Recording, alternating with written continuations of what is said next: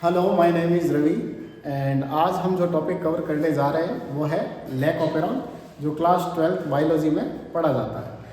तो operon concept क्या है उसको समझते हैं। ऑपेरॉन कंसेप्ट जो है वो दिया गया है, जैकब और मोनार्ड दो साइंटिस्ट थे, उन्होंने इस कंसेप्ट को दिया है।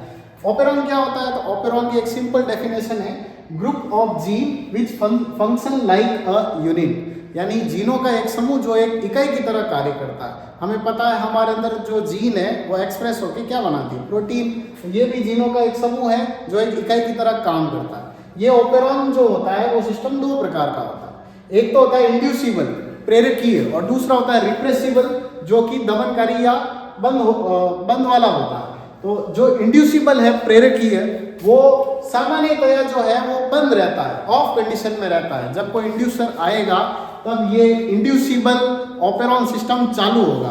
जैसे यहाँ हम एक एग्जांपल लेने वाले हैं आज, लैक ऑपेरॉन।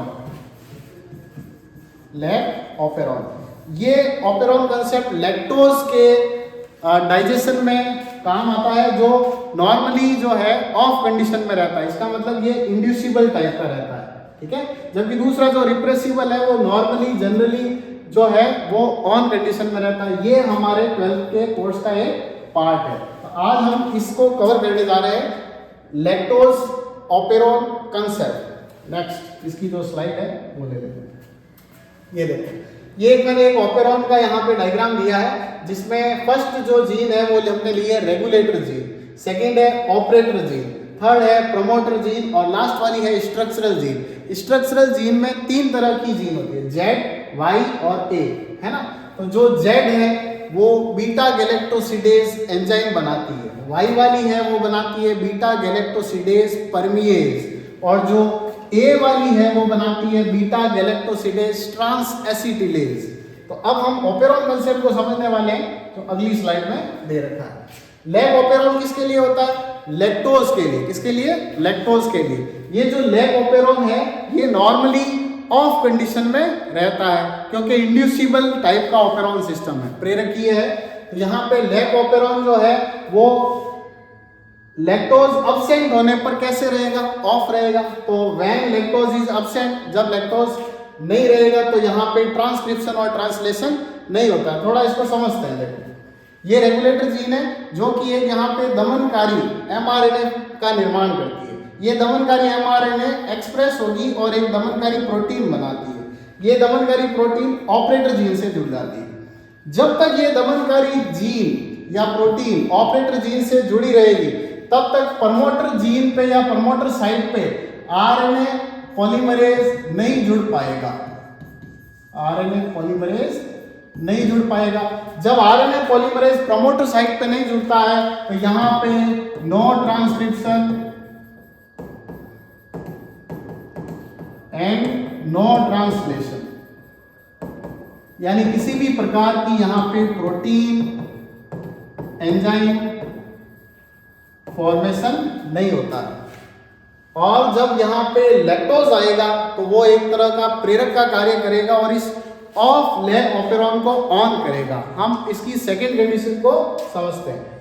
ये इसकी सेकेंड कंडीशन है, जहां पे हमने लिखा है lac operon in on condition when lactose is present. जब लैक्टोज आ जाएगा तो लैक्टोज जब आ जाएगा वो किसकी तरह काम करेगा? एक्ट लाइक इंड्यूसर, एक इंड्यूसर की तरह कार्य करेगा। इंड्यूसर की तरह कार्य करेगा। तो यहाँ पे देखो, वो रेगुलेटर जीन तो एक्सप्रेस होगी और वो क्या बनाएगी हुई? Repressible mRNA. एमआरएनए एक्सप्रेस होगा, क्या बनेगा? रिप्रेसिबल प्रोटीन, एक दमनकारी प्रोटीन बनेगी। अब ये यहाँ पे जुड़ रही थी ऑपरेटर जीन पे। जब तक ये यहाँ पे जुड़ी रहती तब तक यहाँ आरएनए पॉलीमरेज नहीं जुड़ता, और जब आरएनए पॉलीमरेज यहाँ नहीं जुड़ता तो स्ट्रक्चरल जीन अपना एंजाइम फॉर्मेशन नहीं करती।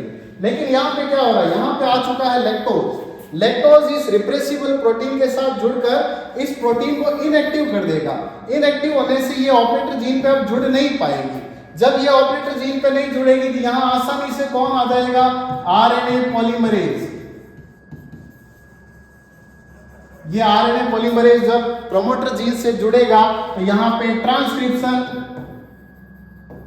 और ट्रांसलेशन दोनों स्टार्ट हो जाएंगे।